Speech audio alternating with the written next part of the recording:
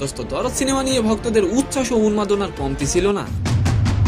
মুক্তির প্রথম দিনে মাল্টিপ্লেক্সে সর্বোচ্চ টিকিট বিক্রি রেকর্ড করেছিল সিনেমাটি। বাট 2 দিন না পেরোতেই দরদ সিনেমা নিয়ে দুঃসংবাদ পাওয়া গেল। এন্ড সেকেন্ড নিউজটি থাকবে দোস্ত, গত রবিবার একজন পুরুষের হাতে হাত রেখে পরিমণি একটি পোস্ট করেছিলেন, যেখানে তিনি লিখেছিলেন yes I am in love. আর এবার পরিচয় পাওয়া গেল পরিমণির সেই প্রেমিকের নাম। সালাম নমস্কার দোস্ত। শুক্রবার 15ই নভেম্বর দেশ জুড়ে 84টি প্রেক্ষাগৃহে মুক্তি পেয়েছে সাকিবের দরদ সিনেমা। ছাত্র জনতার অভ্যুত্থানের পর বেশ বড় পরিসরে মুক্তি পেয়েছিল সিনেমাটি। এমনকি মুক্তির প্রথম দিনে মাল্টিপ্লেক্সের সর্বোচ্চ টিকিট বিক্রি রেকর্ড করেছিল দরদ সিনেমা। বাট 2 দিন না পেরোতেই দর্শক খরায় ভুগছে সিনেমাটি। 2 দিন না যেতেই দরদ সিনেমার অবস্থা কেন এমন হলো অবশ্যই কমেন্ট করে যাবেন। সাকিবের সিনেমা দিয়ে যেখানে বাজিমাত করার কথা, সেখানে পুঁজি তোলার সংখ্যায় আছেন সিঙ্গেল স্ক্রিনের হল মালিকরা।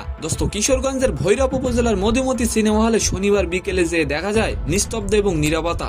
নিচে দর্শক শূন্য থাকলেও ডিসিতে পাওয়া যায় 12 থেকে 15 জন। হলের এক কর্মচারী জানান শোতে দর্শক পাওয়া যাচ্ছে না। শুধু তাই নয়, যশোরের ঐতিহ্যবাহী মনিহার সিনেমা হলেও একই অবস্থা।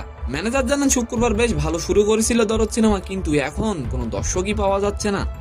সেকেন্ড নিউজটি হলো পরিমণি সামাজিক যোগাযোগ মাধ্যম ফেসবুকে একটি পোস্ট করেছিলেন যে তিনি আবারও নতুন করে প্রেমে পড়েছেন। সে সময় বিষয়টিকে সত্যি মনে করে পরিমণিকে অনেকেই অভিনন্দন জানিয়েছিলেন, আবার অনেকে কটাক্ষও করেছিলেন।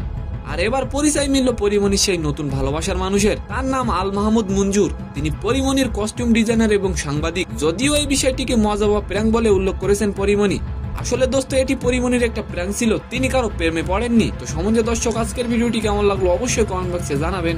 আর ভিডিওটি যদি ভালো লাগে অবশ্যই একটি লাইক দিয়ে আমাদের চ্যানেলটিকে সাবস্ক্রাইব করে দিবেন। ধন্যবাদ।